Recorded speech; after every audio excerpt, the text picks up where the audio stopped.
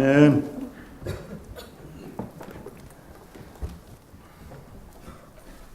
우리를 위해 죽음 당하신 어린 양 하나님의 뜻을 이루셨습니다. 우리를 구원코자 하시고 세상을 구원코자 하시는 하나님의 뜻을 이루신 우리 주님이십니다. 어둠을 이기시고 부활하신 우리 주님의 어린 양, 그 주님께 우리가 존귀와 영광과 찬송을 돌려드립니다. 그 주님이 부활하셨기에 살아계시기에 오늘도 지금 이 시간 우리와 함께 하신 줄 믿습니다. 그런 믿음으로 살아야죠.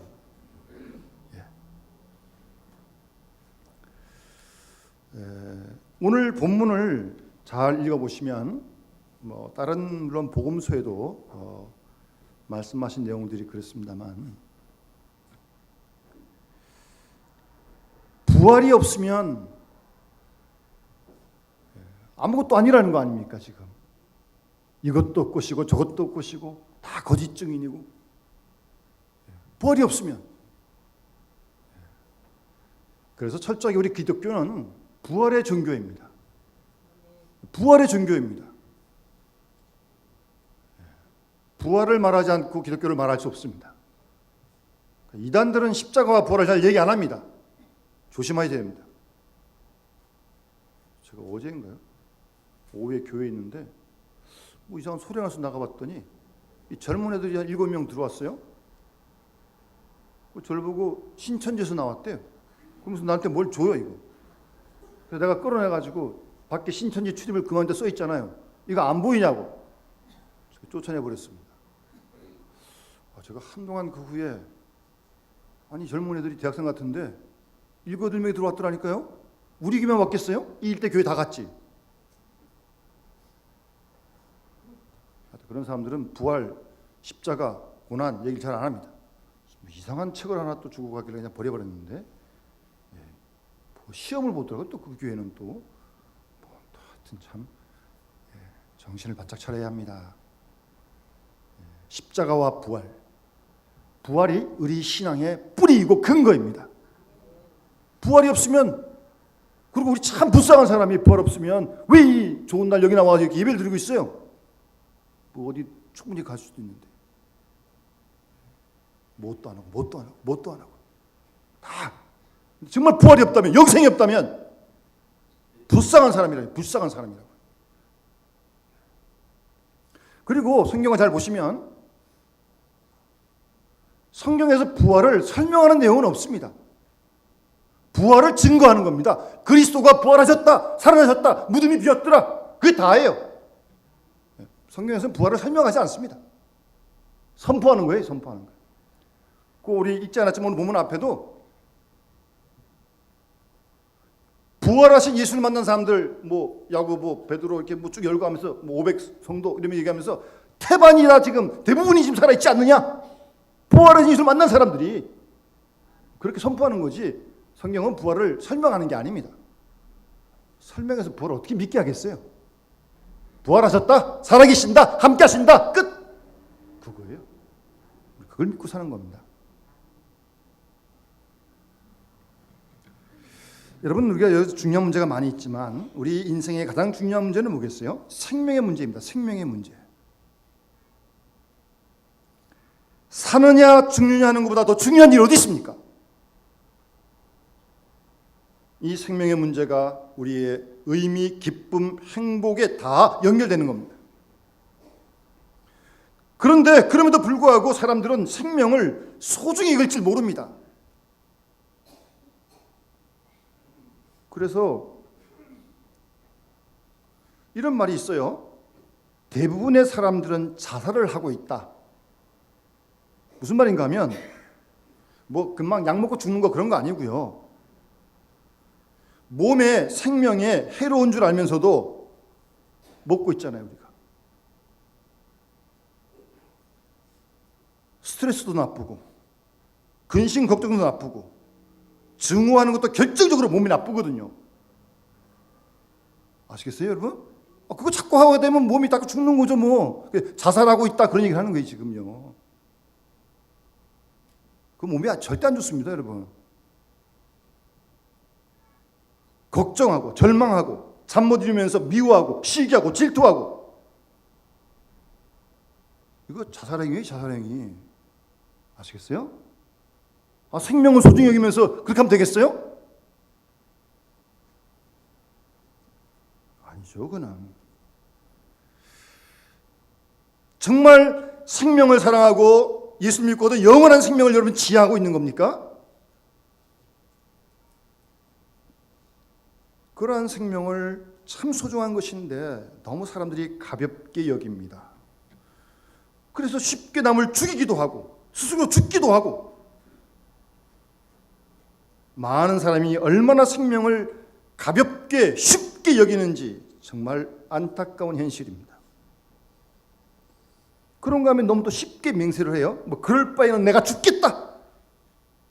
죽겠다는 말을 그렇게 함부로 해요, 그렇게. 예?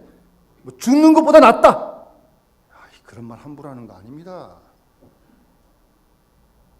어떻게 생명의 문제를 뭐 그런 경우도 있죠. 뭐 무서워 죽겠다? 무서워 왜 죽습니까? 그렇게 함부로 쉽게 말을 용어가 아니라는 겁니다. 너무 생명의 문제를, 신성한 이 문제를 가볍게 생각하는 일들이 참 많다는 것이 안타까운 일입니다. 여러분 운동 경기를 보면 뭐 마라톤 같은 것도 처음 출발을 잘하다가 중간까지 1등하다가 마지막 꼬린점에서 뒤지는 사람들이 있어요. 참 그럼 안타깝죠. 예? 끝까지 완주를 하고 끝까지 지켜야지 선두를. 잘 가다가 중간에서 마지막에 꼴찌가 되면 그 얼마나 안타까운 거예요. 여러분 우리 인생도 마찬가지입니다. 우리 인생 시작했어요. 마지막 결론은 이 땅에서 죽음이란 꼬린점으로 우리가 끝날 텐데 이 땅에서 마지막까지 잘해야죠. 이 땅을 떠날 때까지. 고린도전서 오늘 15장 끝에 보면 32절에 만일 우리가 바라는 것이 이 생뿐이라면, 지금의 이 현실 세상뿐이라면 사람들이 내일 죽을 터이니 먹고 마시자 그러지 않겠느냐? 그럴 거 아니에요? 다만 우리가 사는 게 현재뿐이라면 지금 산다는 것 자체가 의미가 없다는 말이죠. 그래서 지혜로운 사람은 저 먼 미래를 생각합니다. 겨울에도 여름을 생각하고 여름에도 겨울을 생각하는 겁니다. 젊었을 때는 나이 드실 때를 생각하고 살아있는 사람은 죽을 때를 생각하는 거예요. 미리. 그게 지혜로운 사람입니다. 더 나아가 예수 믿는 사람들은 죽음 다음도 생각하는 거예요. 죽음이 끝이 아니니까. 안 믿는 사람은 모르겠지만 믿음의 사람들은 언제나 죽음 다음을 늘 우리가 생각하고 있는 거 아니겠습니까? 예수님께서 우리에게 주신 모든 말씀 잘 보세요. 전부 다 하나님 나라와 관계된 말씀 아니에요? 심령에 가는 자는 복이 있노니 천국이 저희 것이며. 천국 하나님 나라요. 죽음 다음의 세계를 설명하기 위해서 그 많은 시간, 그 많은 역사를 주님이 이루시지 않습니까? 어쨌든 근데 이 죽음은 신비로운 거입니다. 안 죽어봤으니까 우리가. 여러분 이 생명이라는 데는 몇 가지 신비로운 게 있습니다. 일단은 생명에 출생의 신비가 있습니다. 여러분 혹시 보셨는지 모르겠지만 올겨울 굉장히 추웠잖아요. 이제 봄이 됐어요 보니까. 뭐 개나리도 좀 피고 겨울에 얼 것 같은 나무도 보면 그 끝에 싹이 파랗게 나요. 신비롭지 않습니까? 사람이 태어난 건 물론 신비로운 거지만 이 출생의 신비가 있다니까요. 생명에는. 그 다음에 성장의 신비가 있습니다. 우리 서환이가 저렇게 클 줄 몰랐어요. 우리 성훈이가 클 줄 몰랐어요. 제가 중학교 때 봤는데 키가 저보다 훨씬 더 커졌어요. 언제 자랐는지 모르겠어요. 다 성장의 신비가 있는 거예요. 여러분 심지어도 우리가 잘 때도 피가 흐르면서 잘 때도 성장하고 있는 거예요. 사실은 우리가 못 보지만 신비로운 거 아니에요? 성장의 신비가 있고 그 다음에 죽음이라는 신비가 있습니다. 더욱더 신비죠. 안 죽어봤으니까 우리가. 그런데 사실은 이 죽음은 강력한 힘이 있습니다. 이 세상의 끝이고 모든 걸 허무하게 만듭니다. 뭐 잘 살아도 그만, 못 살아도 그만. 죽음 앞에 다 무너지는 거 아닙니까? 그것만 놓고 보면, 그리고 죽음은 절대적입니다. 어느 누구도 피할 수 없습니다. 사는 기한이 다를지 모르겠지만 어쨌든 한 번은 꼭 맞이하는 거예요. 그리고 누구나 맞이하는 거예요. 공평한 거예요. 그 앞에서 예외가 없어요. 만약 부자는 안 죽고 가난한 사람만 죽는다. 얼마나 억울하겠어요. 그게 뭐예요. 그게 죽는 건 똑같습니다. 누구나 다 공평한 거예요. 그리고 죽음은 사실은 현실적인 겁니다. 우리가 언제 죽을지 모르잖아요. 언제인지 모르지만 분명 다가올 겁니다. 그걸 인정하고 살아야죠. 가끔 어떤 사람이 가끔 세상을 떠나면 어떻게 그럴 수가? 네, 그럴 수 있는 게 죽음의 문제예요. 그거 우리 모르는 거죠. 하나님 부르시면 가는 거니까. 우리 가까이 있는 시찰이었던 목사님도 심근경색으로 세상을 떠나셨거든요. 아침 식사하시고 커피 한잔 드시면서 9시쯤 그냥 소파에 앉아 계시는데 그냥 그대로 쓱 가셨어요. 70도 안 되셨습니다. 모르는 거예요. 언제 하나님 부르시는지. 그러니까 사실은 현실적인 거죠. 언제인지 몰라서 그렇지. 그리고 죽음은 딱 한 번입니다. 2번도 3번도 없습니다. 딱 한 번, 이례적인 경험이에요. 그렇지 않습니까? 누구에게나 똑같이 한 번 주어지는 거예요. 따라서 우리가 좀 심각하게 생각을 해야 됩니다. 죽음의 심리학책을 보면 가사 상태에 깨어난 사람들이 있습니다. 그러면 이거 거의 죽었는데 가사 상태에 있다가 그런 사람을 600명을 대상으로 해서 설문조사를 했습니다.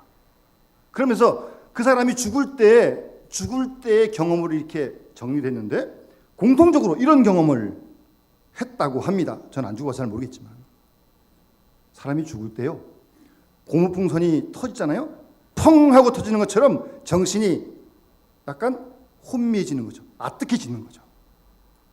그러면서 영혼이 몸에서 떠난다고 합니다. 그래서 떠나가지고 영혼이 죽은 사람 옆에 있는 사람들 다 이렇게 본대요. 물론 죽은 사람은 말을 못하는 거죠. 근데 듣기는 한대요. 그러니까 죽은 사람 옆에 가서 말 조심해야겠더라고요. 물론 그 사람 말 못해요. 말 못하는데 듣는다니까 조심해야죠. 듣는데요.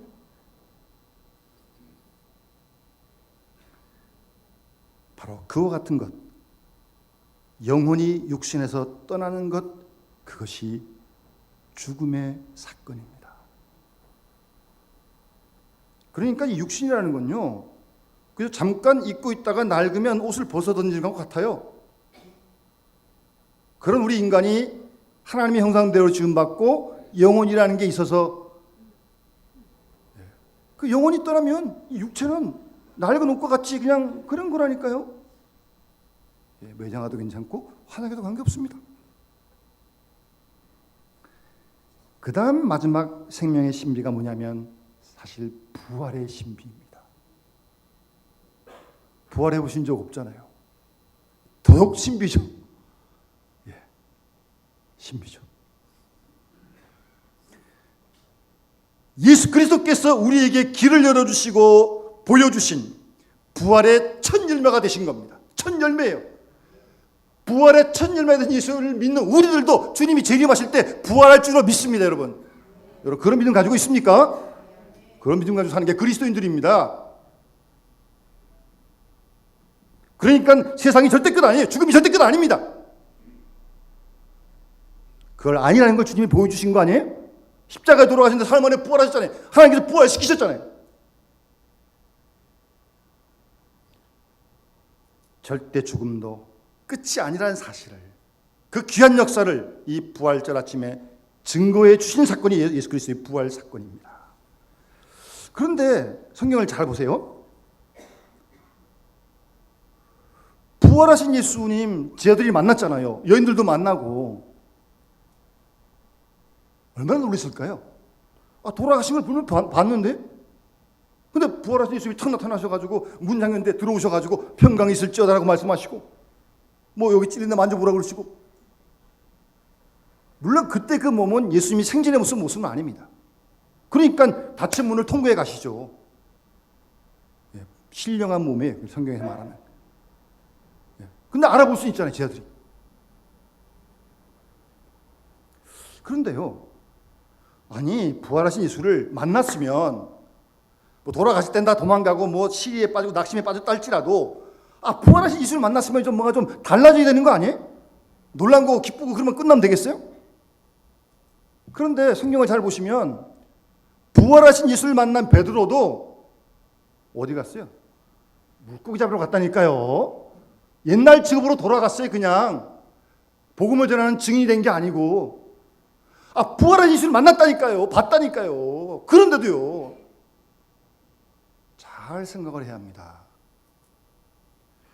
예수님 부활하셨어요. 그 부활하신 예수를 만났다니까요. 그런데도 아무런 생활에 변화가 없어요. 부활하신 건 분명한 사실이라고 성경이 증거하고 있고, 그 예수를 만났는데도 제자들의 변화가 없다는 것은 무슨 말씀이에요? 예수 부활하신 것과 부활하심을 믿는 부활신앙과는 별개의 문제라는 겁니다. 부활하신 예수를 맞다고 부활신앙이 생기는 게 아니에요. 부활과 부활신앙은 별개의 문제인 것을 분명하게 말씀해주고 있는 겁니다. 그랬던 베드로가 물고기 잡으러 갔다가 사도행전 2장에서 오순절 마가다락방에서 성령 충만함을 경험하게 되자 그때는 달라집니다. 아니 복음서와 사도행전의 베드로는 너무나 다르지 않습니까? 아주 거침없이 설교하지 않습니까? 두려워하지 않고. 어쩔 수 있는 거예요? 왜 그러는 거예요?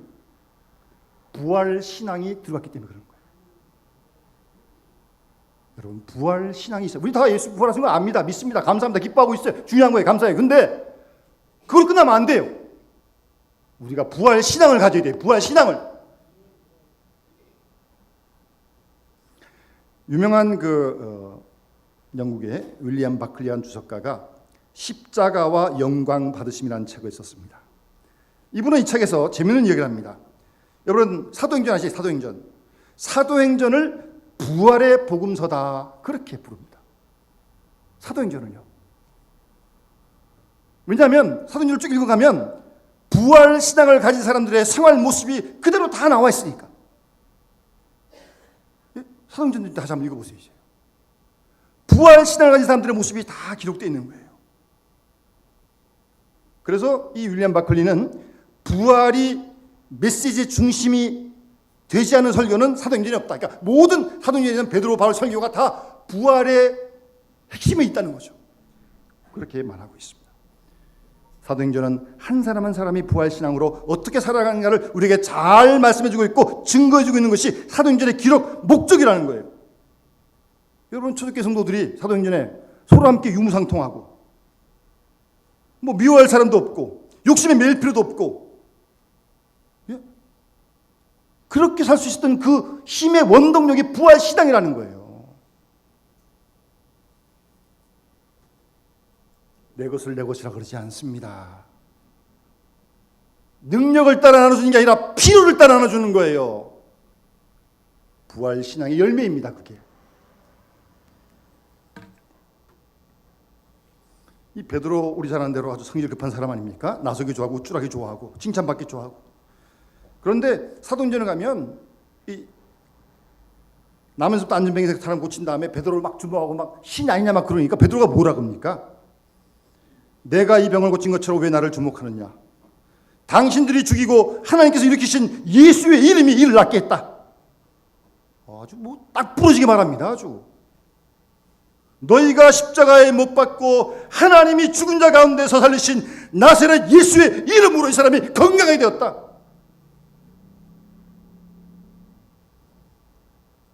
자기 명예, 자기 교만 다 사라집니다.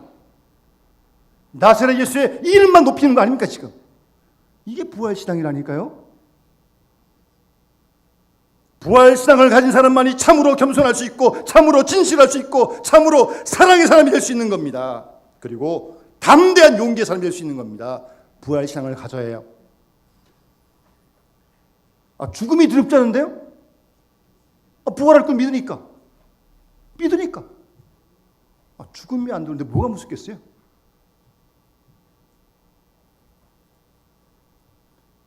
부활 신앙은 살아계셔서 역사하시는 그리스도의 생명을 오늘 지금 여기서 체험하는 거예요. 우리가 그게 부활 신앙이죠. 살아계셔 우리와 함께 하시니까. 그리고 그 부활하신 주님의 부활의 생명력으로 하루하루를 살아가는 사람들이 그리스도인들이에요. 그래서 나는 날마다 죽노라 바울이 그러지 않습니까? 그리스도와 함께 죽고 그리스도와 함께 사는 거예요. 날마다. 그게 부활의 증인이죠. 부활의 신앙이고.